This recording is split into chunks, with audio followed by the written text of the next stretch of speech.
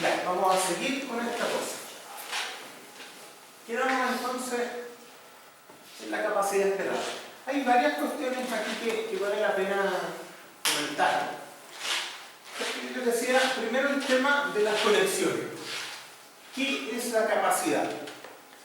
Ahora, en la nueva norma hay un requisito, está redactado en la parte de los requisitos, pero está la definición de qué son las resistencias esperadas.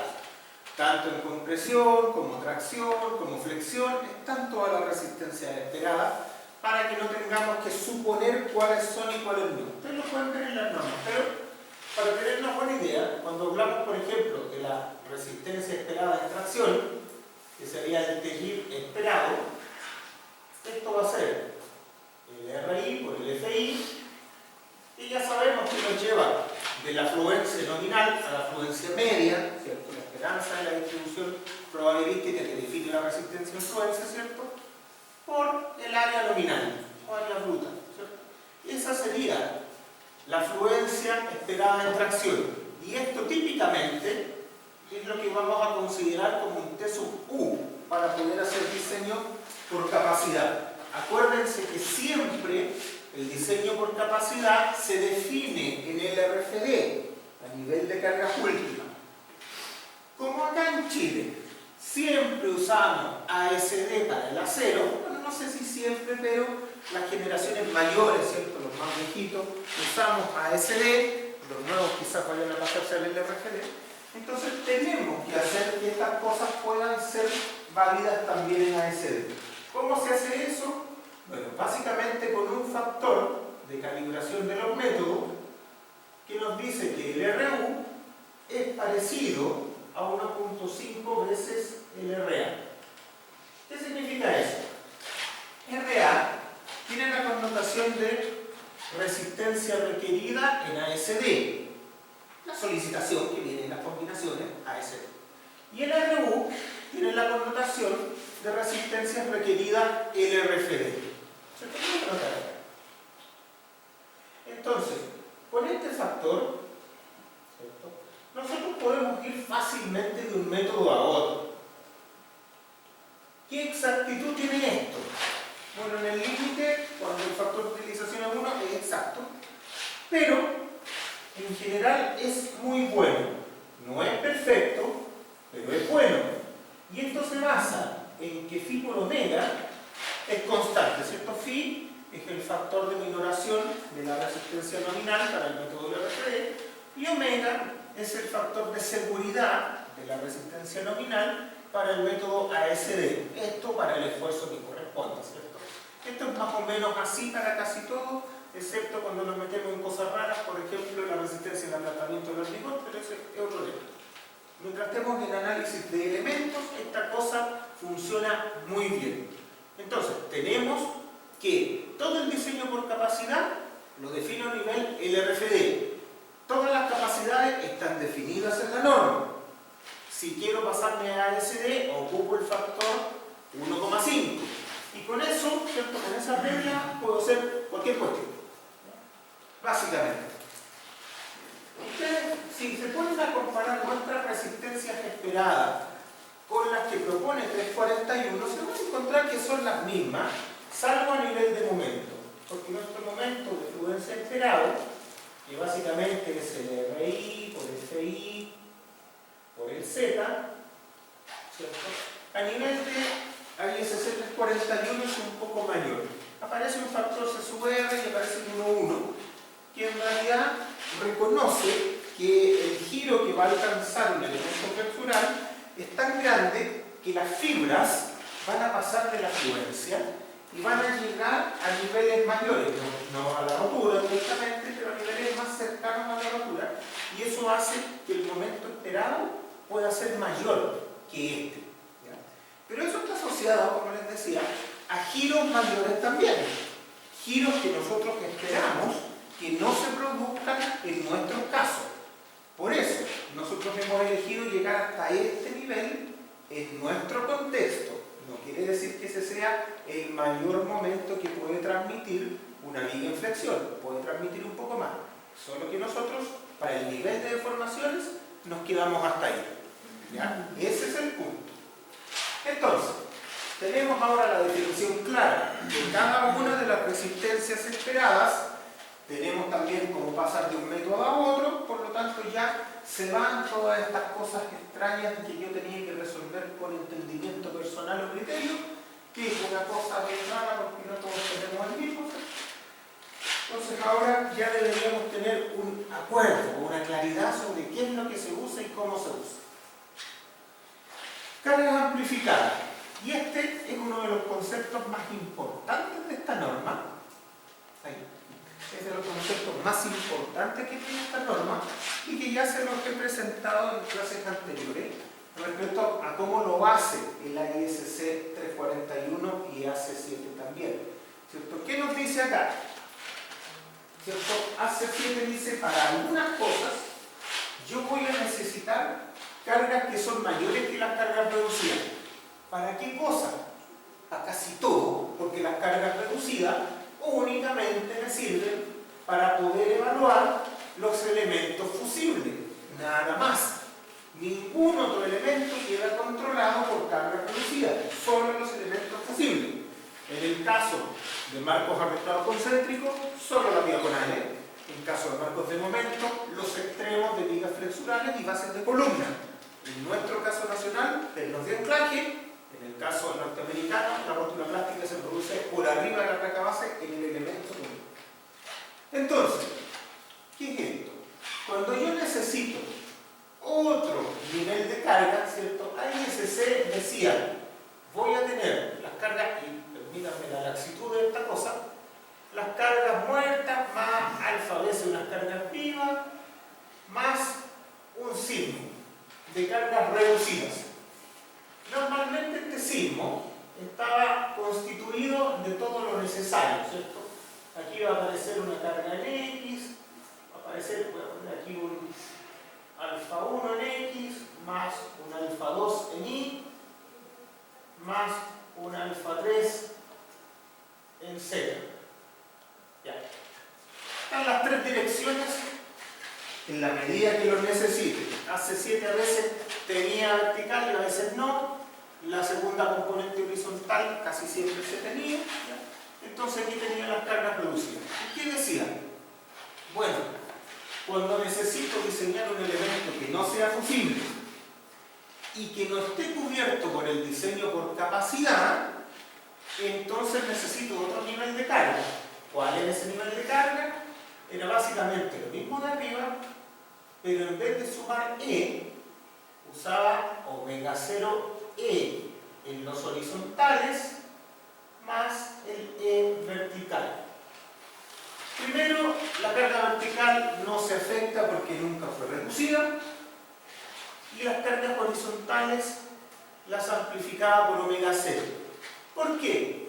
Porque me lleva del nivel de diseño a la resistencia máxima que esa estructuración debería tener. ¿Se acuerdan que vimos el significado de los omega 0, de los R, de esas cosas? Entonces, eso es lo que proponía AISC. Nosotros acá fuimos un poquito más duros, en el sentido de decir, mira, yo no conozco los omega 0 de mis estructuraciones, sobre todo en estructuras industriales. ¿Cuál va a ser el omega 0? Difícil saberlo. Entonces dijimos, mira, vamos a usar el concepto de amplificación de carga, pero ese omega 0 no va a ser un factor de sobreresistencia, va a ser un factor de amplificación en general, que es 0,7R1, mayor o igual a 1, ¿cierto? Para que no vaya a salir alguien y la ocupe más chica. Aquí tenemos de todo. Entonces, tenemos la amplificación por 0,7R1. Claro, uno dice, a ver, en principio yo tenía una respuesta elástica y la dividí por R. Entonces ahora yo la voy a amplificar por 0,7R. Como dividí por R y lo amplifico por 0,7R, esto es equivalente a que yo esté usando, finalmente para esto, un R del orden de 1,5. 1,4, aproximadamente a 1,5. Claro, entonces básicamente nuestras cargas amplificadas lo que hacen es llevarnos de la condición de carga reducida a una condición de un R 1,5, independiente del R que hayamos usado. ¿Se fijan? Esto es importante porque básicamente estamos diciendo nuestras cargas amplificadas siempre corresponden, independiente del R original que hayamos usado, siempre corresponden a un R 1,5. Más o menos, el recíproco puede ser así. Y eso es porque básicamente estamos diciendo que nuestras cargas amplificadas nos llevan de vuelta a un nivel esencialmente elástico. ¿Cierto? La marca que no miramos a uno directamente, pero nos llevan a un nivel que es esencialmente elástico. Y la norma también reconoce eso. Reconoce que cuando yo tengo un R de 1,5, que es la sobreresistencia más básica que tiene cualquier estructura, ¿cierto? Aquí no hay utilidad, eso es solo sobreresistencia. Entonces, si nosotros diseñamos con R 1,5, básicamente estamos aceptando que para ese nivel de exigencia la respuesta va a ser elástica. Y por eso, que cuando diseñamos con R 1,5, y ahora reconocido de manera explícita por esta norma, no tenemos que cumplir ningún tipo de requisitos de ductilidad, como razones ancho-espesor, ¿cierto? Y ese tipo de cosas. No es necesario, porque la estructura o el elemento no debería salir del rango elástico. Ahora, esto es grueso, ¿ya? Pero es bien importante. ¿Cuál es el concepto? Sigue siendo lo mismo. Elementos fusibles los evalúo con carga producida. Elementos no fusibles los evalúo con cargas sísmicas más grandes.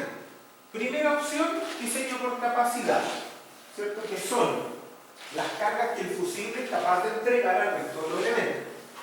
Como nosotros tenemos R chico, típicamente el diseño por capacidad nos va a traer problemas. Reemplazamos el diseño por capacidad por estas cargas amplificadas que nos llevan a R1,5.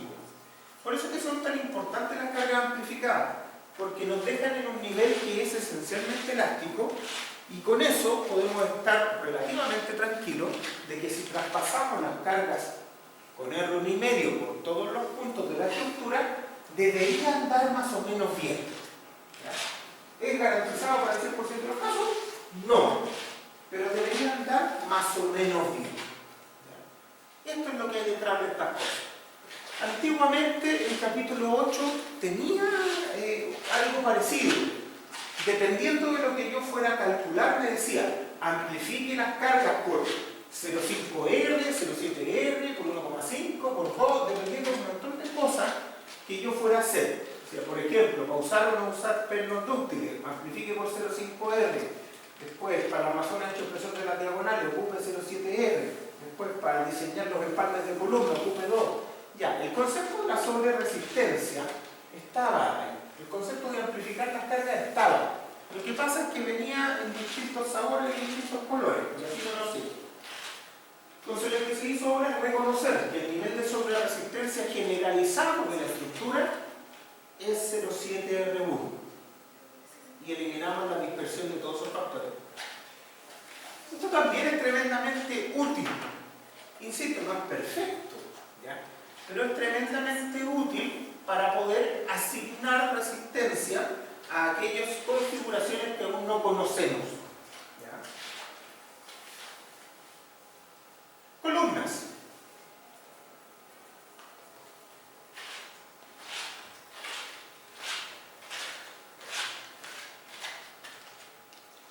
Teníamos un tema con las columnas. Lo primero es, ¿las columnas son fusibles o no son fusibles? No lo son, no pueden serlo, porque si pierdo una columna se me cae la estructura y se muere la quieta. Entonces, las columnas jamás fueron fusibles, no lo pueden ser, mientras que la gravedad vaya más abajo no las vamos a poder considerar como fusibles. ¿Ya? Por lo tanto, las columnas son el primer elemento que califica para ser diseñado con carga amplificada. Evidente, ¿cierto? Desde el punto de vista intuitivo, como que sale solito. Claro, el asunto es que la norma anterior no establecía esto. De hecho, la norma anterior no decía nada de las columnas. Y muchas veces se interpretó que, dado que no había requisito al respecto, entonces las columnas se diseñan también para cargas reducidas. Evidentemente eso es una tontera aquí y en cualquier parte porque no tiene sentido físico y no es compatible con el diseño tradicional desde el punto de vista conceptual, como lo hemos visto acá. Pero el hecho es que la norma no le recordaba a usted que lo tenía que hacer bien. Ustedes dirán, pero ahora hay que recordar que las cosas se hacen bien. Bueno, tenemos algunos requisitos que dicen no se le olvide hacerlo bien. Ya, por si acaso. Estamos en Chile, ¿cierto? De que recordar esas cosas. No se roban las cosas, siempre hay que poner eso, ¿no?, en el pie de los contratos. Entonces, hoy día, dice que tiene que usar carga amplificada para las columnas. Con eso ya nos ahorramos fácil la mitad de los problemas de toda la estructura industrial. Antiguamente también había otro tema. Los arrastramientos de planos verticales se limitaban a que no tuvieran un factor de utilización más allá del 80%. Y en el caso de la diagonal Chevron, además se decía, aumente las cargas sísmicas 1,5 veces. Con esos criterios uno dice, a ver, entonces las diagonales las voy a poner más grandes de lo que yo necesitaba. Alguien dirá, bueno, ¿y por qué no le ponía un carga más bajo nomás y estamos listos? Bueno, porque así era. Entonces, poníamos diagonales que eran más grandes que las que el análisis por carga reducida me estaba pidiendo. Claro, alguien dirá eso, no parece razonable si lo que busco es que pandeen y sean el sistema de disipación de energía de la estructura. No se entiende, pero así era. ¿Cuál es la consecuencia de eso? Que si yo pongo diagonales más grandes, en realidad lo que estoy haciendo es retardando las fallas de esas diagonales y por lo tanto estoy aumentando la potencial carga en columna. Eso es lo que hago, ¿cierto? La carga va a seguir subiendo en la columna hasta que las diagonales fallen, plastifiquen y con eso acoten el nivel de carga que están traspasando el resto del sistema. Por lo tanto, poner diagonales más grandes no es un buen negocio, no de manera artificial por lo menos. Si yo digo, bueno, voy a usar un RD3 para la estructura, me saldrán las diagonales que correspondan y yo consistentemente corregiré para adelante. ¿Ya? Pero decir, voy a usar un R5 y así se hacía antes. Pero después lo voy a limitar al 80% del FU y en el caso de la Chevron lo voy a aumentar 1,5 veces la carga, me lleva a cualquier parte. Alguien dirá, entonces yo voy a interpretar por imposible que lo que querían era que las diagonales no pandearan. Sí, pero que las diagonales no pandeen no le concuerdan. Las diagonales van a pandear igual. Las diagonales tienen que pandear porque son el elemento fusible. Es parte de la definición estructural del sistema. Bueno, todo eso se puede. Hoy día las diagonales se diseñan con carga reducida, con el R que corresponda, y el resto de las cosas se diseña consistentemente con eso. Es un cambio bastante grande que hemos tenido. ¿Qué problema puede haber aquí? Y miremos al tiro Sofía los diagonales. Cuando una diagonal pandea en compresión, ¿cierto? Lo vimos en su momento, genera 3 rótulas plásticas en flexión. Normalmente la de los extremos la genera fuera en el buceo. Estamos usando una diagonal con buceo. Y la central se genera en el elemento. Entonces, el elemento en compresión tiene que tener razones ancho-espesor para resistir flexión. Claro, porque la rótula del centro va a ser flexible. Bien, lo que me interesa es que esa diagonal pueda ciclar flexuralmente todas esas rótulas de manera estable sin cortarse y posponiendo el pandeo local lo que más se pueda. Eso me interesa. Entonces me interesa mucho que una diagonal que va a pandear, y en general los nuestros deberían pandear con una R5 sin duda, va a ser muy importante proveer las razones ancho-espesor. Ahora, ¿para qué nivel? Porque ahora miramos en ISC 341 y decimos, bueno, ahí se han hecho estudios para diagonales de alta ductilidad y diagonales de moderada ductilidad. ¿Cuál de las dos vamos a usar? Bueno, consistente con lo que nosotros hemos hecho en esta norma, usamos las razones ancho-espesor de moderada ductilidad. ¿cierto? No vamos a proveer alta ductilidad, pero tampoco la vamos a usar. Entonces, nuestros diagonales deberían cumplir las razones de moderada ductilidad, y la tabla que aparece en el capítulo 8, que presenta razones de ancho-espesor, son las razones de ancho-espesor de moderada ductilidad que entrega el ISC 341. ¿Ya? Las de alta ductilidad, no, se fueron para casa. Desde el punto de vista de la ductilidad, perdón, de la FLT global, de la diagonal, a mí me importará que compresión pandee en el rango elástico o en el rango elástico.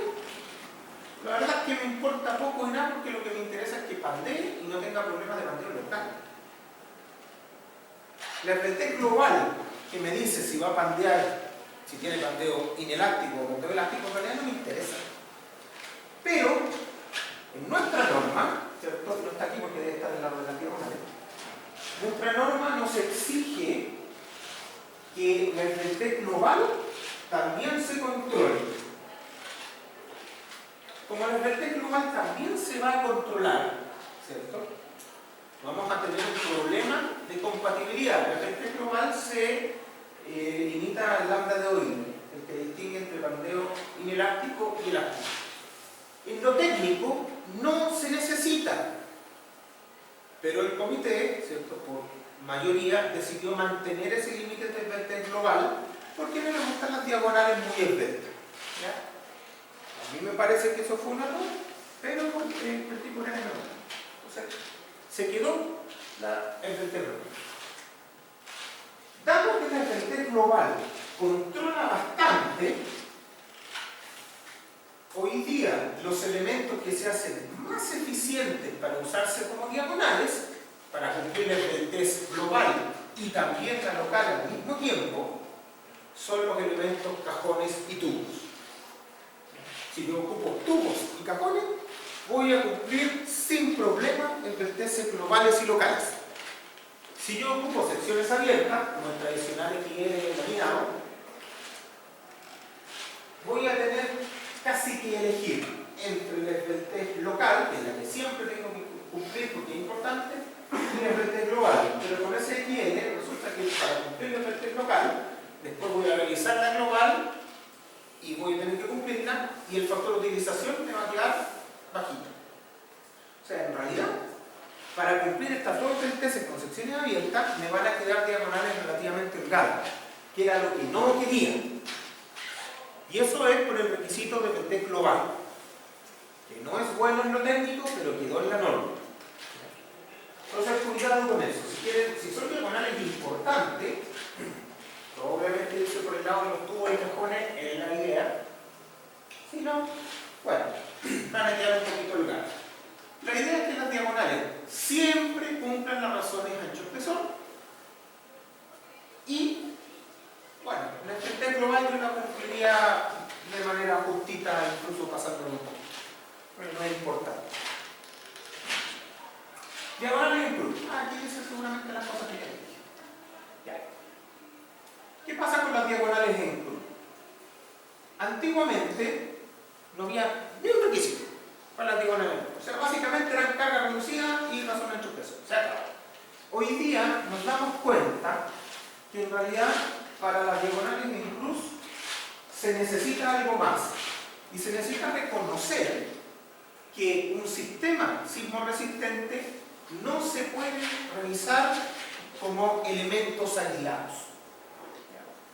No podemos hablar de la diagonal sísmica ni de la columna sísmica, tenemos que hablar del sistema sismorresistente, que está compuesto de hartos elementos, no solo de las diagonales. Desde ese punto de vista empieza a haber otro elemento que nos molesta, y es el elemento de acople de las diagonales.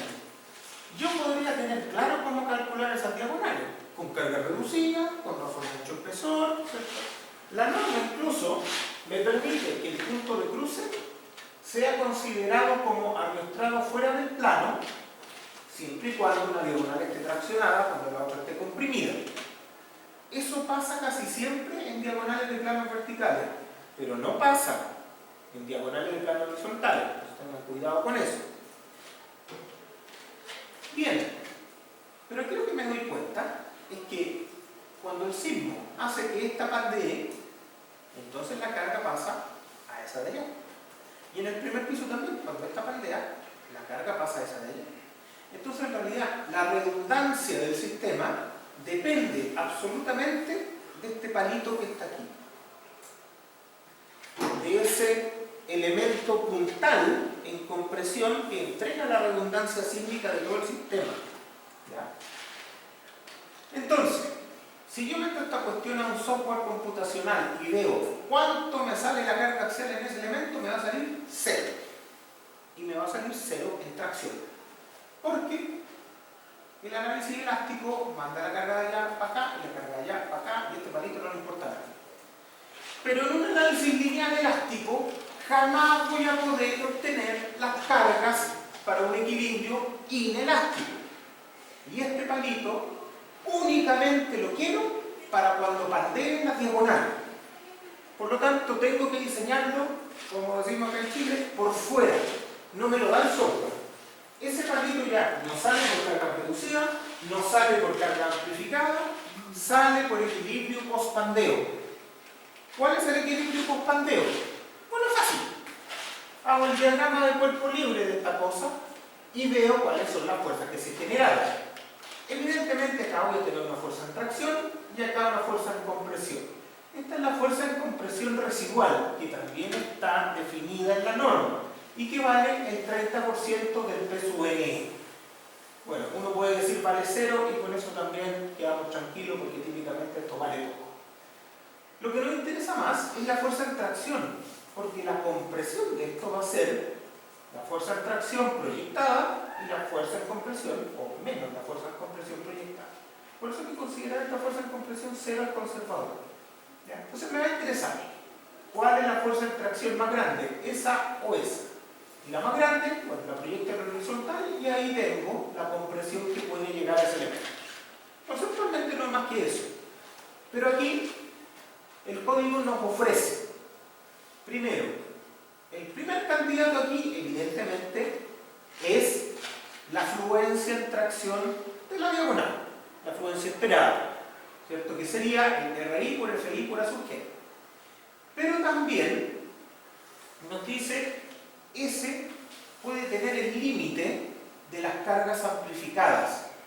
O sea, puedo considerar la amplificación del E, aquí estamos suponiendo que el E es horizontal nomás, para que esto sea fácil, amplificado por 0,7 R. En la gran mayoría de los casos, esta carga está controlada por la carga amplificada, no por la fluencia efectiva en tracción, no por la fluencia esperada en tracción. Cuando esas cosas compiten mucho y se acercan, cuando estoy usando un R5, cuando estoy usando un R3, que es típico de estructuras industriales importantes, gana siempre la carga amplificada. Entonces, no. Tengo que considerar esa fuerza, tengo que evaluar ese como primer candidato, tengo que evaluar la carga amplificada, y bueno, la menor de las dos, porque las dos son un límite superior. La menor de las dos, esto la proyecto en horizontal y con eso tengo la compresión. Con esa carga voy a diseñar ese palito de acople ahora, que me va a quedar un elemento notablemente mayor a las diagonales. Nosotros antiguamente, ¿cierto?, que no había ningún tipo de requisito para esto, bueno, de buena onda, repetíamos el mismo elemento diagonal acá, para que sea todo igual. Total tenía carga 0. Había otros más innovadores que lo sacaban, en total tiene carga 0, así que lo sacan. Claro, si usted lo saca, entonces su R ya no tiene posibilidad de ser 5, su R es 1 porque la estructura no es redundante. No tiene ninguna redundancia. Entonces eso ya es peor. Ahora nos estamos dando cuenta que si uno ponía el mismo palito que las diagonales, esto no cierra por ninguna parte. No tiene cómo. Entonces, hay que poner ese palito que típicamente va a ser más robusto que las diagonales. Salvo que usted aquí tenga una plataforma y entonces esta cuestión es una viga grande, que le llegan vigas por el otro lado, entonces es difícil que pandee. Entonces, claro, seguramente para una cosa que fue diseñada para flexiones fuertes, para cargas verticales, entonces seguramente va a tomar esta carga de las diagonales sin mayor problema. Pero si no hay plataforma, ese palito va a crecer. ¿Ya? Estas cargas son bastante importantes, imagínense, esta es la fluencia de extracción de la diagonal, pero acá proyectada para compresión. Normalmente sale algo bastante grande. y que es absolutamente necesario. Diagonales en B invertida. Bueno, aquí es donde les decía que la norma antigua nos decía, primero, las diagonales, usted tiene limitado el factor de utilización a 0,8. Y además, tiene que aumentar 1.5 veces las cargas sísmicas. Ya, me salen unas diagonales grandes, por lo tanto esta cosa no funciona. Hoy día simplemente decimos, oye, las diagonales, que salgan lo que salgan, con las cargas reducidas, son el fusible. Lo que es importante acá es la viga chevron. La viga a la que llegan esas diagonales. Eso es lo importante. Lo vimos a nivel de la ISC hace un par de clases. Aquí lo vamos a ver de acuerdo a nuestra norma, si dice algo distinto. Pero vamos a dar cuenta que es reparecido. ¿Cuál es la idea? ¿Cierto? Antes, lo que decía la norma es diseñe esa viga considerando que no está apoyada en las diagonales. Ya, con eso la viga queda un poquito más grande, un poquito más robusta, ¿cierto? Tiene el doble de la luz, por lo tanto el momento crecerá 4 veces y entonces uno podría decir que quedó una viga buena. Pero no, porque esa viga no solo la quiero para que sea capaz de llevar las cargas gravitacionales, la quiero para que agarre el desequilibrio que se produce cuando pandea la diagonal en compresión abajo. Y eso no se lo estábamos poniendo. Entonces hoy día lo que se pide es, bueno, resuelva esa viga también por fuera, con un equilibrio post-pandeo. ¿Cuál es el equilibrio post-pandeo? Otra vez, bien fácil. La carga, aquí, la carga residual en compresión de la diagonal que pandea, que podría ser 0 también, y la tracción de la diagonal que está tomando las cargas. Y esta tracción otra vez, tengo dos candidatos para llevarla a su máximo. Primero, la fluencia, ¿cierto? De raíz por FI por el sub G, la fluencia esperada. Y el segundo, la carga amplificada. Siempre hay que mirar los dos, porque insisto, la carga amplificada, a veces por poco y a veces por mucho, tiende a controlar. Alguien dirá, oye, pero si controla la carga amplificada, entonces la diagonal no fluye con tracción. Efectivamente, puede ser que la diagonal en tracción no fluya nunca. Es parte del diseño. Ojo que nosotros necesitamos que el sistema disipe energía, pero para eso no necesariamente las diagonales de tracción tienen que plastificar. Históricamente en Chile ponemos diagonales grandes y entonces es muy raro que la diagonal plastifique en tracción. Pero sí es muy común que pandeen en compresión. Entonces eso sí pasa, sí pandean en compresión y las cargas de tracción se magnifican, pero no necesariamente llegando a la fluencia esperada. Entonces sí, es correcto interpretar, ¿cierto? Si es que hay que interpretar estas cosas, pues tampoco hay que darle tanto valor a estas cosas que son de acuerdo, pero si quisiera interpretar, podría decir, mira, sí, efectivamente yo no espero que la diagonal llegue a la fluencia esperada en tracción, pero sí que tenga una tracción tan grande como la carga esperada, perdón, como la carga amplificada. Eso sí. Bueno, teniendo estas dos fuerzas, reviso mi viga chevron. ¿Cómo la revisaré? Bueno, con las cargas gravitacionales que vengan de arriba para condición sísmica, más el tirón para abajo que aparece aquí. Este es grande, ¿cierto? Porque esta es una fuerza grande, ahora proyectada en la vertical, ¿cierto? Achicada un poquito con esa resistencia residual, pero que no achica tanto. Y con eso me sale un momento, ¿cierto? Aquí muy grande, normalmente bastante mayor que el momento que viene de las cargas gravitacionales. Entonces la viga chevron me sale una viga grande. Con este requisito chileno, esta viga chevron siempre tiene solución. Si nosotros queremos hacer fluir todas las diagonales, no necesariamente tenemos solución, ¿ya? Porque podría ser que alguien muy ingenioso ponga una diagonal aquí muy holgada y pasa harto. Entonces el día del níspero usted la va a hacer fluir acá. Va a poner una viga que es la mitad del palo y la cuestión todavía no va a funcionar. ¿Sí? Que acaso es muy ingenioso. Entonces, por eso tiene el límite de la carga amplificada en tracción. De todas maneras, esa viga chevron es una viga que va a salir grande. Yo les comentaba que una viga normal de piso tiene una altura del orden de un 20avo de la luz, más o menos. 25 cuando ya es muy chica. Pero una viga Chevron sería muy raro que tenga menos de un décimo de largura, por ejemplo. Como una viga más o menos. Va a ser una viga grande. O sea, si tengo 6 metros de vano, yo espero que esta viga sea por lo menos un IN60. Si me sale un IN30, está mal. Porque no dan las dimensiones, no cierran. Entonces, ojo con ese tipo de cosas. Hay que tener cuidado con esa viga. ¿Qué otra cosa se me hace problema acá? La unión. La unión también hay que tener un poco más de cuidado, porque este tirón se hace grande. Como el tirón es grande, es posible que el corte en esa viga también sea grande y es posible que el corte en la unión de llegada a la columna también sea grande. Así que hay que tener cuidado. La norma, en este caso, también recuerda, y esto no es necesario recordarlo, pero lo pusimos igual, que en este punto, ¿cierto? El requisito que tiene ese punto es que hay que diseñar esa viga para una fuerza perpendicular al plano, a este plano exactamente está la diagonal y la viga, del orden del 2% de la capacidad de compresión de la diagonal. ¿Eso por qué? Porque puede ser que esta viga tenga resistencia dentro del plano, pero fuera del plano tenga poca. ¿Ya?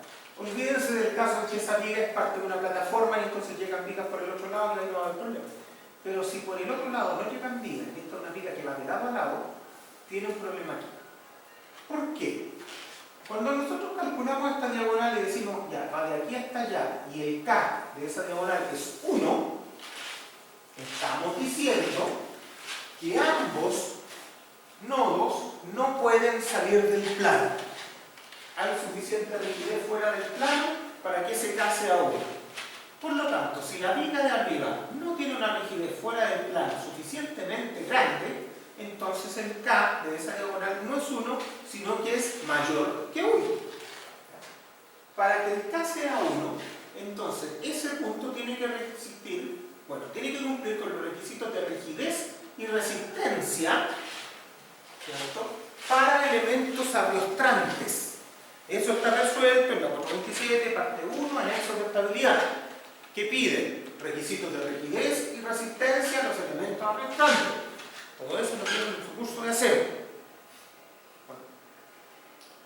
Ya, entonces ahí tienen todos los requisitos del punto arrastrante, ya sea para arrastramientos de volcamiento, arrastramientos de compresión, arrastramientos de cualquier tipo. Siempre el requisito es dual. Usted le pide al elemento arrastrante rigidez y resistencia. Ambas cosas. Entonces acá la idea era poner ahí, cumpla lo que tiene que cumplir. O sea, hágalo bien. Pero la gente dijo, no, pero ponte algo más fácil. Entonces, le pusimos un requisito solo de resistencia. ¿Ya? Básicamente, el requisito de resistencia es una carga transversal al 1% de la resistencia esperada de compresión. Y una rigidez un poquito más exigente. Entonces lo que dijimos acá es pongamos el doble, o sea, el 2% para el lado, para afuera. Y al cumplir con una resistencia del doble de lo que teóricamente necesitaría, pensamos que implícitamente cumple el requisito de rigidez. ¿Ya? Es para no modificar la rigidez, que le pusimos más carga. Entonces, para eso es ese complemento. La verdad es que en la mayoría de los casos prácticos es un requisito que no sirve para nada. Pero es importante considerarlo porque es una viga que requiere estabilidad fuera del plano. ¿Ya? Después cuando veamos ejemplos se van a dar cuenta que lo que consume factor de utilización de la resistencia de esa viga, básicamente el momento en el eje fuerte, que es lo obvio, y el momento en el eje débil es poquito. Compresión, ¿cierto? Alguien dirá, bueno, si aquí hay un desequilibrio, también me sale una fuerza de compresión acá. Y sí, aquí tengo una fuerza de compresión que se aplica aquí y que básicamente es la proyección horizontal de esta más la proyección horizontal de esa. Y se aplica aquí. Entonces uno dirá, bueno, ¿y cómo se reparte? Porque eso significa que se va la mitad para este lado, la mitad para el otro. Este se reacciona y este se comprime. ¿Qué pasa? Da lo mismo lo que pasa. Porque en general la resistencia y compresión de este elemento es muy grande, por lo tanto no es relevante la compresión. Lo que podemos hacer de manera muy simplista es ponerle una compresión total, es decir, que allá tiene 0 y de aquí para acá se comprime al máximo de esa carga. Y listo. ¿Qué es una condición de Bohr? Se van a dar cuenta al diseñar que no controla el diseño. Consume del orden del 5% del factor de utilización total, por lo tanto no nos interesa. ¿Ya? Entonces es un problema que, si bien es teórico, en la práctica no existe. Y aquí nos interesa ser práctico porque hay que entregar la estructura a poco. Bien. La excentricidad, ya se las conté. Ya, también se permite, en nuestra norma, no los gringos, nosotros, permitimos que exista una excentricidad en ese punto. O sea, que se pare la pata a esta cuestión. ¿Ya? Nosotros aquí en Chile, o por lo menos la experiencia personal, y como siempre la experiencia es personal e intransferible, nunca me ha tocado que alguien haya abierto las patas para transformar esto en una zona de link y diseñar como si fuera un arrastramiento excéntrico. Jamás me ha pasado. Todas las veces en que ha habido una ruptura de pata es porque había que pasar la correa, porque faltaba no sé qué cosa, alguien tenía que pasar. Eso. Y el ingeniero solo abrió las patas y no hizo nada. Ya. Bueno, hoy día la norma reconoce eso. Reconoce que podemos hacer eso con ciertas limitaciones para no transformar esta estructuración en un marco excéntrico. Entonces dice, la excentricidad, medida en el eje de la viga, no puede superar 2 veces la altura de la viga. Bueno, yo le decía que esto tiene como, no sé, pongamos el número, si el vano es de 6 metros, la viga va a ser como de 60 centímetros, ya, o sea, puede separar aquí las patas 1,20 m y va a estar bien. Y eso es harto. Es un montón, le da harto espacio acá abajo. Y si no, bueno, tendrán que usar una viga más alta. ¿Cuál es la idea?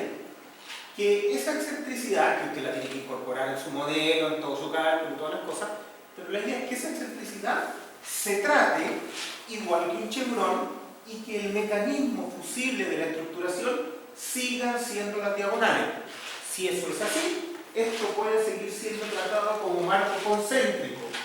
Eso no está en ninguna otra norma, porque probablemente en otros lados lo hacen bien, nosotros no, pero quisimos hacerlo de manera fácil esa solución.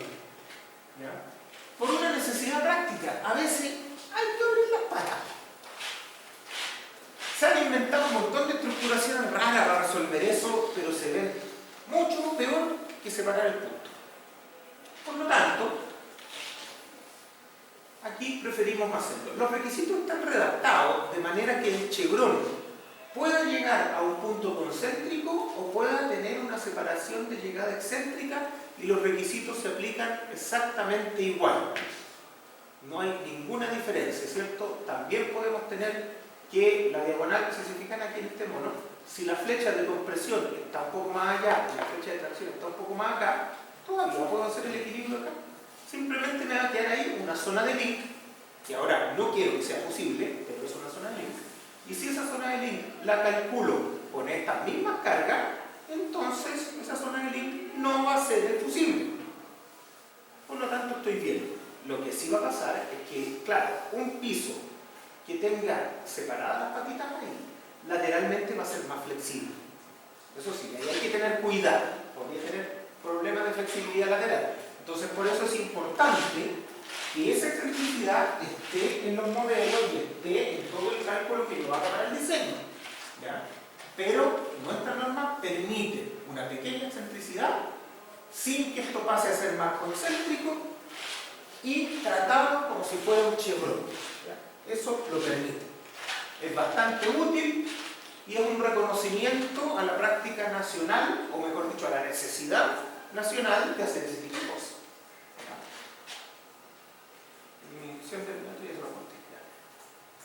Ahora nos pasamos a los marcos de momento. En los marcos de momento los cambios son muy pequeños respecto a la norma anterior. Y eso se debe a que no le interesa a nadie. Básicamente. No, en realidad hubo un par de académicos que quisieron corregir algunas cosas y no hay problema, total, no esperamos. Pero, ¿cuál es el asunto? Yo les he comentado que los marcos de momento son una estructuración flexible lateralmente. Con esa definición ya no nos gusta. Entonces nosotros necesitamos que los marcos de momento, que son de naturaleza flexible, sean rígidos. Y eso nos va a llevar a que típicamente el marco de momento quede respondiendo de manera cuasi elástica. El marco de momento queda agarrado por el corte mínimo, entonces le tenemos que subir las cargas, o queda agarrado por deformaciones, y entonces le tenemos que dar más rigidez. Entonces, claro, nuestros marcos, con la exigencia de deformaciones y corte mínimo que tenemos, normalmente se hacen más robustos que lo que sería un marco dúctil norteamericano. Un marco dúctil norteamericano con un R grande, y que en realidad son bien dúctiles por la forma en que yo lo uso, no tiene nada que ver con nuestros marcos de momento. Nuestros marcos de momento son marcos casi elásticos, no garantizados, pero bastante elásticos. Entonces, si los marcos van a resolver de una manera bastante elástica durante un sismo, la verdad es que pedirle o no cosas de detallamiento, como que sobran. Desde ya las columnas se están haciendo para carga amplificada, por lo tanto el requisito tradicional de columna fuerte, viga débil, que es el más tradicional en todas las normas del mundo, aquí no tiene sentido. Claro, porque si la columna ya está planificada para cargas amplificadas, para un R de 1.5, la verdad es que es irrelevante si cumple el requisito de columna fuerte, viga débil, porque la columna ya puede llevar las cargas máximas que nos pusimos de acuerdo que iban a pasar por ahí. Entonces ni siquiera necesito ese requisito tradicional. Sigo teniendo el problema de las zonas panel, ¿cierto?, que discutimos en su momento, y eso hay que tener harto cuidado porque las zonas panel, después de que uno construye, no se pueden arreglar. Requisitos de razón ancho espesor. Bueno, si el marco entero es capaz de soportar 1,5 metros, no necesito cumplir nada. Pero sepan ustedes que las razones de ancho espesor para ductilidad moderada de vigas flexurales son fáciles de cumplir. Son bastante fáciles de cumplir. Entonces, si son fáciles, la recomendación es que las cumplan, aunque no las necesiten. Por ahí la gente dice, no, pero la columna no quiero cumplir la razón de ancho espesor. Primero no necesita cumplirla, pero la verdad es que cuando yo necesito razón de ancho espesor flexurales y saco ahí los numeritos que me dice la norma, son bastante fáciles de cumplir. Yo les diría que todas estas razones de ancho espesor las cumpla en la medida que sea simple por usted. Flexuralmente es muy fácil. Entonces, entrar en la discusión si la necesita o no la necesita, ¿para qué? Si es fácil cumplirla. Cuando no pueda cumplirla, entonces podemos entrar en esto de pensémoslo, a ver si realmente en ese caso es necesario o no. ¿Ya? Pero en líneas generales, cumpla aquello que es fácil de cumplir de todas formas, aunque la norma no se lo exija tanto. Bueno, en esencia se mantienen los requisitos tradicionales. Se elimina el anexo B. Y nada, claro. El anexo B, ¿cierto? Por ahí lo mencioné. El anexo B, antiguamente, decía cómo se tenían que evaluar los nudos de los marcos de momento, las zonas panel y los atenuadores de continuidad. Pero hoy día tenemos la 421 parte 1 que nos dice cómo se evalúan las zonas panel y los atenuadores de continuidad en el capítulo J de uniones. ¿Cierto? El capítulo J, carga concentrada, nos dice cómo se evalúan las zonas panel. Dado que tenemos una norma nacional que cubre ese mismo alcance y lo cubre bastante mejor que lo hacía el anexo B, entonces ya no necesitamos el anexo B y se fue para la casa. Deformaciones. Si bien no es algo propio del capítulo 8, es transversal a toda la norma y conviene no cometer errores en esto. ¿Ya? En las tareas se cometen errores a veces por esto. Bueno, primero, en la versión del 2023, las deformaciones se calculaban con el espectro reducido, cosa que ya no la tontería. Pero se tomaban las deformaciones laterales con el espectro reducido y se amplificaban por R para tener una estimación de las deformaciones inelásticas asociadas. ¿Se acuerdan de eso? que entra en la prueba de hoy día. ¿No? Vamos a buscar acá. Ya, entonces, yo tenía una estructura que era elástica, pero la verdad es que la estructura no se cortaba así, sino que se cortaba así. Entonces, ¿qué pasaba? Nosotros decíamos, ¿cuál era la respuesta elástica acá?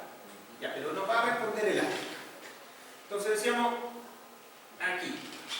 Esa es la deformación elástica que tendría la estructura. Ahora, como se va a deformar inelástica, voy a asumir que va a tener la misma deformación. Ese es el concepto. Por eso, que en la norma anterior, ojo, y esto es una muy buena aproximación para casos reales, no para casos de investigación que hacen acá en la universidad. Para casos reales, sí, una muy buena aproximación. Entonces, cuando yo digo, ocupo las cargas reducidas, pero las amplifico por R, estoy diciendo, estoy en esa deformación, que es igual que esa, pero me interesa la de abajo. Lo que pasa es que como igual que la de arriba, da lo mismo. Entonces, claro, antiguamente se usaba la carga reducida para ver la deformación. Se amplificaba por R, entonces se asumía que estábamos en ese punto. Y ahí veíamos si los criterios de aceptación se cumplían o no. Los criterios de aceptación más tradicionales son el 1,5% de drift de entrepiso. Ahora, ese es el máximo que ofrece la norma. No se les olvide nunca que las deformaciones deben limitarse a que el proceso productivo que se desarrolla al interior de la estructura pueda realizarse con comodidad. Ese es el principal límite de deformación. Si usted cumple el 1,5%, pero se le rompieron las cañerías, se le cortaron los cables, se le desalinearon los equipos, entonces no le sirve ese nivel de deformación. ¿Ya? Ojo con eso. Bien, así se hacía antes. Hoy día reconocemos que los límites de deformaciones estaban bien o eran suficientes, pero la forma de calcular las deformaciones estaba pésima. Esencialmente porque el espectro que usábamos antes no era un espectro representativo de la amenaza en el lugar. Por lo tanto, cualquier cosa que sacáramos de ahí no nos voy a llevar cuenta. Hoy día tenemos en la norma el espectro de referencia. El espectro de referencia tiene la connotación de un espectro de amenaza de sitio. Por lo tanto, directamente lo que dice de la norma es, usted calcule, debería decirlo por ahí, ¿no lo puse? No me acuerdo, ya, pero no importa. Usted tiene que calcular la deformación con el espectro de referencia. Eso dice. Sin R, porque sin R usted está acá, que en la práctica es lo mismo que estar acá. Entonces, por eso es sin R. También sin el 0,7, sin otras cosas. ¿Cómo corrijo el espectro de referencia? Tengo que corregirlo por el amortiguamiento que corresponde a la estructura, que si no es 5, será 3 o 2, dependiendo si la estructura es soldada o apernada en su sistema sismoresistente principal. ¿Ya? Y nada más. Ah, y el I. Pero en general las estructuras van a tener un I de escudo. Bien. La norma en general da una salida alternativa que no es buena, es una necesidad. Cuando yo no puedo cumplir los requisitos de utilidad, por ejemplo, si tengo una diagonal en la que no puedo cumplir la razón de ancho-espesor, si tengo algún fusible en el que no puedo cumplir los requisitos de utilidad, sea cual sea eso, la norma me dice, bueno, le cambio una cosa por otra. Cambiamos el elemento que era controlado por deformaciones a un elemento controlado por fuerza. Entonces, ese elemento, si pasa las cargas amplificadas, entonces se acepta. Eso converge que podría tener una diagonal que me quedó holgada y no puedo cumplir la razón de ancho-espesor, entonces yo la pruebo con carga amplificada y resulta que las aguanta. Si las aguanta, entonces yo interpreto que a lo mejor la diagonal no va a pandear y por lo tanto no necesito la razón de ancho-espesor. Eso es una mala idea desde el punto de vista del concepto de disipación de energía del sistema sismorresistente. Pero es una necesidad práctica. A veces se da. A veces yo no puedo cumplir algo. Y como no puedo cumplir los sistemas de disipación de energía en su detallamiento, entonces puedo cambiar a este requisito, que básicamente es bien parecido a decir, mira, si las diagonales eran lo único que yo diseñaba con R grande, y ahora las diagonales también las voy a diseñar con R y medio, es como que para la estructura ya es con 1,5. ¿Y sí? Eso es, efectivamente. Y la estructura pasa a ser una estructura que no tiene un sistema de disipación de energía importante o conocido. Eso no es la mejor idea, pero es una necesidad de la práctica, sobre todo en estructuras industriales. No es tan raro que yo no pueda proveer todo lo que yo quiero proveer. No es tan extraño. Ahora hay que quitarle un poco el miedo también a esto de usar cargas grandes, cargas chicas. De repente aquí se ha malentendido, oye, pero me están pidiendo que algo que yo diseñaba con R5 ahora lo diseño con R1,5, que va a salir súper caro. No, no es cierto. No es cierto. Primero, lo único que diseñaba antes con carga reducida era lo posible, nada más. Si diseñaba todo lo demás es porque tú estabas haciendo mal. Eso no es culpa de la norma. Entonces, claro, si yo me voy a pasar a carga grande, lo fusible a lo mejor se hace más grande, pero nada más. Entonces hay que tener cuidado con eso también. Ahora, darle mayor resistencia lateral a la estructura tampoco es un muy mal negocio, porque vamos a controlar desplazamientos horizontales y vamos a tener garantizada la continuidad de operación. El problema de no darle ductilidad, aunque sea, no sé si les he hablado que le damos poco, pero les damos. ¿Ya? Y les damos una ductilidad moderada, pequeña. ¿Por qué es importante? Porque nosotros, cuando estudiamos el fenómeno sísmico, nos dimos cuenta que la dispersión es muy grande, por lo tanto no podemos asegurar que no va a venir un terremoto que saque las estructuras del rango elástico. Siempre puede haber un nivel, o mejor dicho, una forma de terremoto que saque la estructura del rango elástico. Y si la saca sin tener ningún tipo de ductilidad, puede colapsar la estructura. Entonces, por eso siempre proveemos ductilidad moderada, no alta, pero proveemos para que no necesitemos, para que no colapsen estas estructuras cuando llegue el momento de que salgan del rango elástico. Ese es el objetivo, eso es lo que nosotros queremos con todos estos requisitos que yo les he mostrado en este rato. Ahora, bueno, les mostré los cambios conceptuales. Vamos al resumen de cambios, uno por uno. Y esto ya de memoria, porque esto es para uso. Se establece de manera explícita, 2369 prevalece sobre 341. En todo aquello que se encuentre dentro del alcance, no existe el documento alternativo. O sea, solo lo que no está en el capítulo 8, usted lo busca en 341. Bien. Se incorpora el concepto de carga amplificada, tremendamente importante, ojo, no solo para acero, porque este concepto permeó los demás capítulos de la norma, también para hormigón, ¿cierto? Aquí uno dice, no, pero el hormigón es fácil, uno hace las combinaciones en el referencia listo. Sí, pero en estructuras de acero también usamos hormigón. ¿Dónde está el hormigón en las estructuras de acero? En ninguna parte usan de acero. En las fundaciones. Para eso necesitamos el hormigón, para las fundaciones. Entonces, tenemos nuestras columnas de acero que llegan a fundaciones. Entonces, aquí llega la columna. Bien, tendrá aquí un momento, ¿cierto? Un momento o un corte, no sé, alguna cuestión material. Pero lo importante es que acá en la fundación voy a tener giros.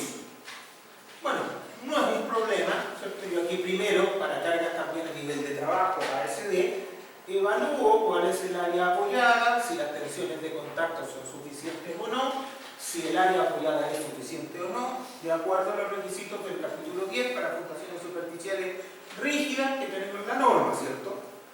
Reviso esto. ¿Cuál es el asunto? Que después tengo que ponerle freno a esto.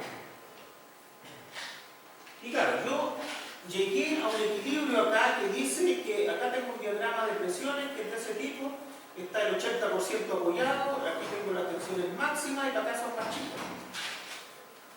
Claro, pero si yo ahora me paso a NRFD, estas cargas van a subir 1,5 veces. Este problema es altamente no lineal, porque el suelo no resiste tracción. Por lo tanto, es posible que al yo subir 1,5 veces esto, esta fundación ni siquiera logre estabilizarse. Puede que tenga un área apoyada cero. ¿Y entonces qué hago? No lo hago. No. Aquí es donde uno tiene que acordarse, ok, la estabilidad era para condiciones ASD, ya la cumplí, listo. Para armar la fundación lo que se hace es que usted calcule aquí, ¿cierto? Típicamente aquí, un corte y un momento que, como está trabajando en ASD, ese será un MA y un P sub A. Y con eso usted se acuerda que para pasar a LRFD puede multiplicar por 1,5. Multiplica por 1,5, lo transforma en MU y P sub U, y ahora sí se puede meter. ¿Aquí código? ¿Qué pasa? Una pregunta retórica. Ahora usted, ¿a qué código? Me perdí de lo que estaba hablando.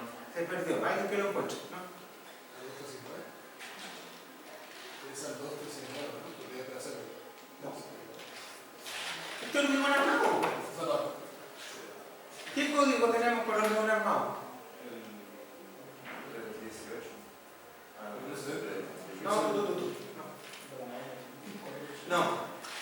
430, la norma nacional de hormigón armado CTSH 430, que se basa en ACI 318 por las correcciones que la norma define. ¿Ya? Y es lo único importante que tiene esa norma. Así que también hay que considerar. Ya.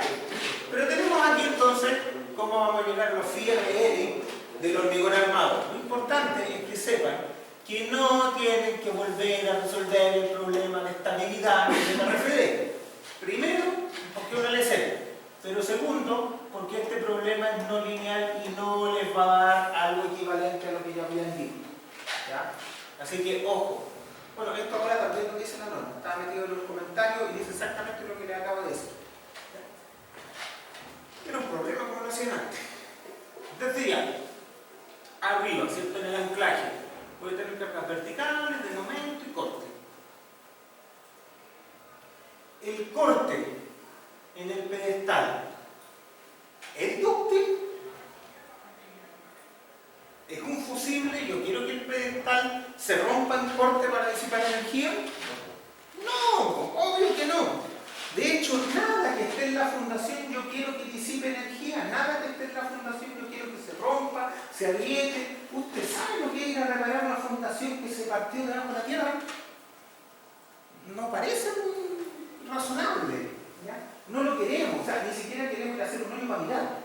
¿Ya? Entonces, las fundaciones típicamente van a ser elementos rígidos, resistentes, inamovibles, tal como uno los considera cuando pone un apoyo empotrado o un apoyo rígido en su modelo de la superestructura.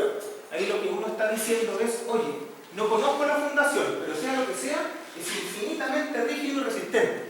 Eso significa el apoyo que usted pone en la patita de la estructura cero. Entonces, si no es fusible, ¿con qué cargas va a diseñar el corte del pedestal? ¿Con carga reducida o carga amplificada?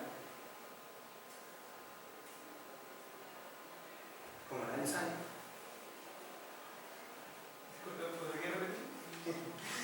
¿Con qué va a diseñar el corte del pedestal? ¿Con cargas amplificadas o cargas reducidas? ¿Usted? ¿Con cuál? No, pero no le va a chuntar. 50-50. Con reducida. No era la reducción. No era la reducción. A la segunda. Bueno, si no es, ¿cierto?, una falla que yo quiero usar como disipador de energía, tengo que usar las cargas amplificadas. Por lo tanto, se me hace fácil saber cuál es la que tengo que usar acá, carga amplificada. La norma, acá abajo, en la zapata, no establece qué carga pulsar para ponerle los fierros. En el pedestal sí, en el pedestal nadie quiere tampoco, pues nadie quiere desarrollar disipación de energía en el pedestal con carga amplificada. De hecho, en el caso de los frenos de anclaje, es diseño capacidad. Pero en la zapata, ahí no está muy claro. La redacción actual de la norma permite que usted pueda ponerle fierro para cargas reducidas. No parece razonable desde el punto de vista en que usted dice, oiga, si diseño el fierro de la zapata ahí abajo, porque es el fierro que me interesa, el fierro flexural de la zapata, para carga reducida, lo que yo estoy diciendo es que entonces esto podría agrietarse ahí flexuralmente, y bueno, si se agrieta no me importa demasiado, o sea, cae la estructura, pero cuando esto se agrieta, también empieza a penetrar la humedad, y la humedad, ¿cierto?, corroe las barras corroídas tienen mayor volumen, por lo tanto se desprende el recubrimiento, y cuando se desprende el recubrimiento, entonces el proceso de corrosión empieza más rápido y se nos fue la fundación. Cuando el agüita llega a las barras, es el problema. Entonces, en realidad, uno dice, oye, pero ¿tendrá sentido dejar trabajar la fundación agrietada o que disipe energía por flexión? Personalmente creo que no tiene sentido, creo que es una mala idea. Yo prefiero poner fierro acá y ojo, cuando uno esto lo lleva a la realidad, ponerle fierro para carga amplificada no es mucho más que para carga reducida. No le vamos a poner 3 veces más fierro. Entonces, cuidado con eso, porque si uno dice, bueno, voy a cuidar el presupuesto del proyecto, podrá hacerlo. Pero aquí, por ponerle 2 o 3 fierros más, nada va a cambiar desde el punto de vista del presupuesto, pero puede cambiar mucho desde el punto de vista de la falla que tenga usted en la fundación. Y otra cosa importante es que típicamente la superestructura queda holgada por estandarización. ¿A qué me refiero con eso? Usted dice, voy a poner todas las columnas iguales, pero hacer una de control y las demás van a quedar holgadas. Y eso está bien con procesos de estandarización para que se pueda construir bien. En las fundaciones típicamente quedan justitas, apoyadas al 80%, que es lo que pide la norma. Por lo tanto, usted tiene una superestructura holgada en varias partes y algo que está debajo de la tierra que ni siquiera puede reparar al justo. Esa es una decisión mala desde cualquier punto de vista, pero que es típica de casi todos los proyectos. ¿Ya? Entonces hay que evaluarlo un poco mejor. Si usted arriba dejó una estructura muy holgada, y a veces pasa por distintas razones, no le ponga una fundación que está al pelo. Ponga una fundación que está relativamente consistente con lo que hay arriba. ¿Ya? Porque tener el punto fusible o el eslabón más débil de la cadena debajo de la tierra no es una buena idea. Para que se hagan una idea, cuando uno revisa estructuras porque le quiere poner cosas más pesadas, es bastante común que la superestructura, con 2 o 3 planchitas por ahí, aguante la nueva carga. Pero después la fundación se nos va a la punta del cerro. Y reforzar fundaciones es jodido. O sea, para empezar tiene que hacer un hoyo para agrandar esa zapata.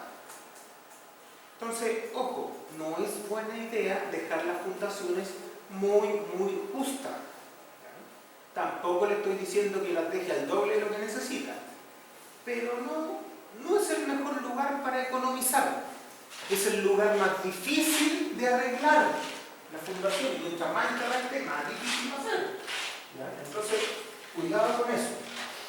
Hay que tomar decisiones relativamente razonables en los proyectos.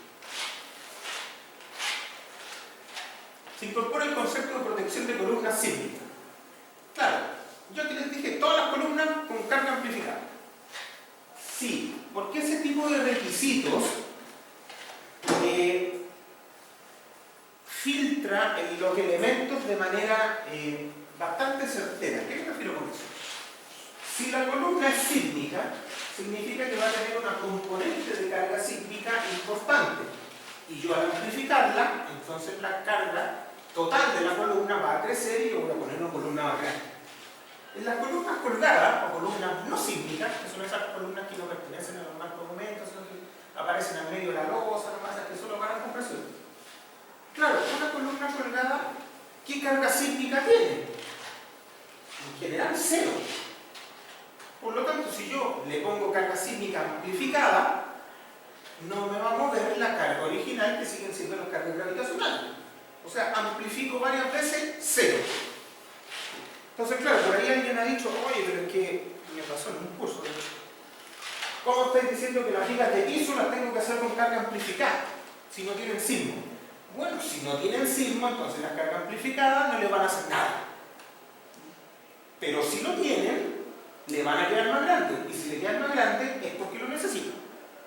Entonces, a eso me refiero con que el requisito filtra solo los elementos.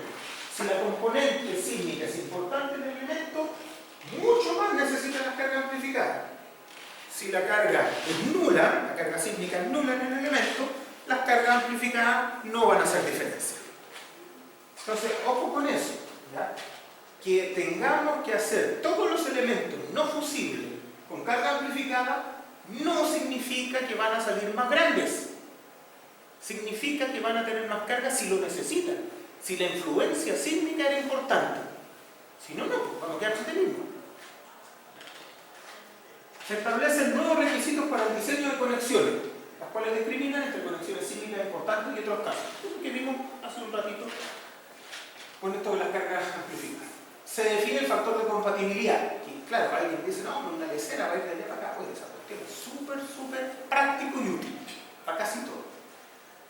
Se define diseño por capacidad esperada y sus límites de uso. El concepto existe solo a nivel de la referencia y se aplica una equivalencia para ese. También se elimina el factor de utilización de 0,8 para la diagonal sísmica y también la amplificación de 1,5 para el chevron. Es una de las cosas importantes porque nos permite poner diagonales más chicas que pandeen antes y por lo tanto limiten la carga que va a sentir el resto del sistema. Se incorporan nuevos requisitos específicos para marcos arrastrados tipo chevron, diseño de la viga según el balance elástico y capacidad del apoyo lateral de la diagonal. El 2% no necesita. Se define el tamaño y la excentricidad aceptable del chevron, importante por necesidad de la práctica nacional. Conceptualmente quizás discutible, pero se reconoce la necesidad en la práctica nacional. Se incorporan nuevos requisitos de los marcos arrastrados cruz. El puntal, importantísimo, el puntal con equilibrio inelástico post-panteo que tengo que revisarlo por fuera. No lo reviso en el software ni para carga reducida ni para carga amplificada. Se incorporan nuevos requisitos de conexiones para diagonales sísmicas, ¿ya? Se incorporan nuevos y se requiere el requisito específico marco momento. Y no digo nada más de los marcos momento. Ya. Se elimina el anexo B, claro, porque ahora está en la 827.1. Se definen tipologías estructurales no cubiertas, que eso se lo dije al pasar, pero básicamente esto de mandar cualquier cosa a la SC 341 define una tipología estructural no cubierta. Y es decir, este capítulo es marco entrada, marco momento. Cualquier otra cosa que usted quiera hacer es posible, pero tiene que mandarlo a la ISC 341 y además igual va a tener que cumplir requisitos generales. Por ejemplo, las columnas para carga amplificada son un requisito general. Por lo tanto, independiente de cualquier estructuración que usted ocupe, actual o futura, las columnas van a estar con carga amplificada. Son algunos chequeos mínimos que dejamos en la norma para controlar cualquier tipo de cosa rara que a alguien se le pueda ocurrir. Deformaciones, aquí me equivoqué, esto es del año pasado, no, las deformaciones se evalúan con el espectro de referencia de 2023, no con otra cosa, mucho menos con el de 2745, que sea una propuesta que no tiene. Anclaje, se incorpora el diseño sobre resistencia en dispositivos de transmisión de corte. Ya. Lo de los anclajes me lo voy a saltar porque los anclajes son un tema más delicado que no lo voy a ver en este curso, yo lo puedo ver solo hasta los elementos. Pero sepan ustedes que los anclajes aquí en Chile se tratan como fusibles. Anclajes en tracción y anclajes de momento. A ambos se les atribuye una capacidad de disipación de energía que aporta a la estabilidad general de la estructura. Eso no está totalmente demostrado en qué nivel. Está demostrado de que sí disipan energía. Lo que no está demostrado es cuánto aportan a la disipación general. Si son mejores que las diagonales o las otras fuentes de disipación de energía que tiene la estructuración. Eso es lo que no está claro. Entonces, por eso todavía es un poco dudoso. Pero aquí en Chile se ocupan como fusibles. Si son fusibles, se calculan con carga reducida o amplificada. Usted que me ha estado mirando más rápido. reproducibles. Es que son fusibles. Son fusibles, son reproducibles. ¿Ya? Les va a ir mal. Ya, bueno. Recomendación. Dice, no usar diagonales tan grandes o tan holgadas que puedan traspasar la primera falla del sistema de las columnas. Primer dato, súper importante, ¿cierto? Porque, les comento, me ha tocado revisar incluso estructuras en que el perfil de la diagonal es igual al perfil de la columna. En HN20, 33, 8, que es más chico que HN20. Claro, uno lo mira y dice, mira, así como ductilidad, difícil. Difícil, no hay ninguna forma que un elemento en tracción que tiene la misma sección que uno que está en compresión vaya a fallar. No hay la más mínima posibilidad. Pero pasa. Mucho cuidado con el uso de análisis directo. No es compatible con el diseño tradicional. Ya, aquí yo no hice mucho caso a esto, pero en uno de los requisitos de la norma parece que no se aceptan metodologías de diseño en las que se reduzca la rigidez de los elementos. Y ese es el análisis directo. No es compatible con el diseño sismoresistente tradicional, probablemente con ningún tipo de diseño sismoresistente. ¿Ya? Entonces, a pesar de, como lo deben haber visto en su curso de cero, el análisis directo es el análisis principal de nuestra normativa 427 parte 1, nosotros típicamente salimos por el anexo, porque en los anexos se dice que se permite el uso del método del coeficiente de longitud efectiva, que es el que usamos, los K. Pero sepan que los K de la norma 421 no son los K que vienen de un homograma y no son los K idealizados.